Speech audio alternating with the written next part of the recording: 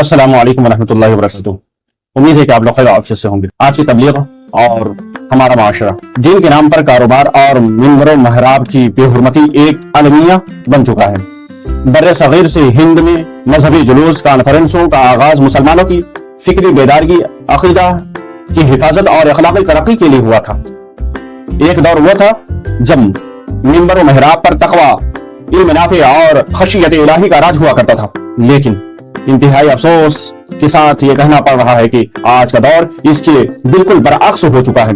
जहां दीन की तबलीग होनी चाहिए थी, वहां अब एक बाकायदा मार्केट और शो बिजनेस कायम हो चुका है, जिसमें इस्लामी शार और स्टेज के तकद्दुस को पामाल करके रख दिया है। पहला, स्टेज की बेहरमती और अखलाकी जवाल। सबसे ज्यादा तकलीफ दा मंजर वो होता है जब दीन और जिक्र रसूल के नाम पर सजाए गए स्टेज पर अखलाकियात की धज्जियां उड़ाई जाती है। आजकल ये आम रिवाज बन चुका है कि मुकर्रिमीन, नादखां और मुंतज़िमीन स्टेज पर बैठकर सरेआम गुटखा और सुपारी छिपा रहे होते हैं।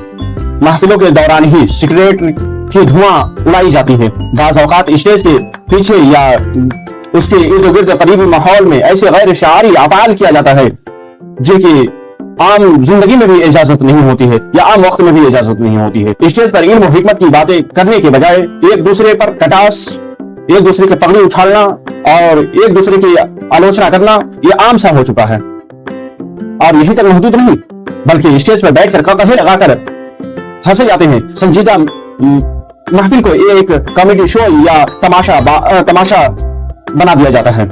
जिस स्टेज को कौला कौला रसूलुल्लाह की सदा से गूंज उठना चाहिए था, वो अब गैर संजीदगी का मरकज बन जाता है। दूसरा, इल्म पर आवाज और अंदाज की हुक्मरानी।